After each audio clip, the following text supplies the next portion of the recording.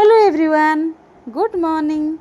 तो मॉर्निंग रू तो जो भाई गरम हो जानीपे फिर भी गरम सांगे संघर्ष करके रोसे करने पड़ो। जदि रोसे न हो समस्त उपास रे।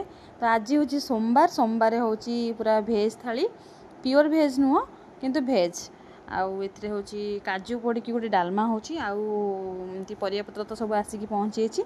तो मुझे करुँच पोटल और पनीर गोटे तरकारी आ दही बागण एम सब करी। तो या परे भी मोर आज बहुत सारा काम अच्छी कारण झील को आज नंडा करार अच्छी। बहुत सारा छुट्टी आनी जो गरम हो छुट्टी खाली झाँकी पकाऊँ।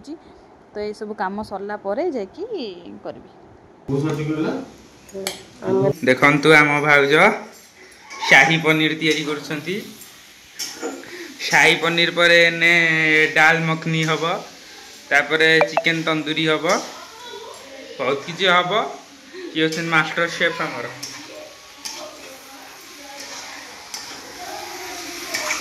आमे खाई थांतु जे किंतु आमे खाई। तो रोषेस होगा झील के नंडा करवा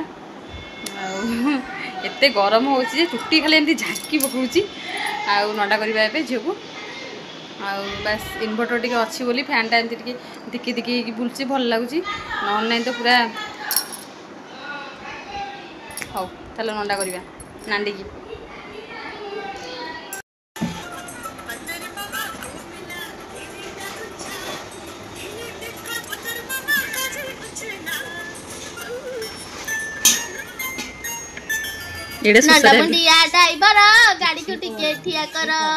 गाड़ी जीव फुलबाणी आसले पीब चाह पानी लुणिया घर पसी गले कुणिया गोटे छोट झील बोलनी एमती बड़ा बोलनी से कुणिया मुंडरे टिंका दौड़ी लगई झिंका दौड़ी गला छीड़ी हम गुड्डी गला उड़ी पूजा इटी को बड़ पटरे जा तू जा कदी तू जा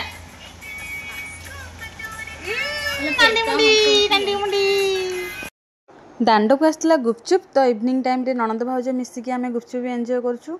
तो एंजॉय करू करू राग एत जोर से लगिला तो ननद भाउज मिसिकी आमे पुणी थे पिला बेल कथा भाविकी पिला बेलर आइसक्रीम एंजॉय करछु। जय जगन्नाथ कहबू कि जय जगन्नाथ कहनु नांडी नांडेस। तो एमती गोटे पिलो कवर आसला मोर मु मिशो रे ऑर्डर करथली बहुत भल पड़ता। एमती गोटे रही बाहाघर पर गोटे फेम मोर पाखे थिला जोटा कि बहुत दिन भाविलानी एमती फोटो आनी कंप्लीट करी। फाइनाली आज मु मो झीर फोटो रे कंप्लीट कर देछि। डिनर रे आज मु करथली रुटी आ संतुला हेले सेटा खाइबार जोग ना कहीं आज आसिक पहुँची आउ पापुड़ी चाट ता सहित बिरियानी भेज बिरियानी प्लस भेज रोल किंतु मामा कहले मु सब खाई परिबिनी सेतबे आमे टिके पापुड़ी चाट को टिके खाइदिलु। तो वीडियोटी भल लागितिले लाइक शेयर सब्सक्राइब करिवे।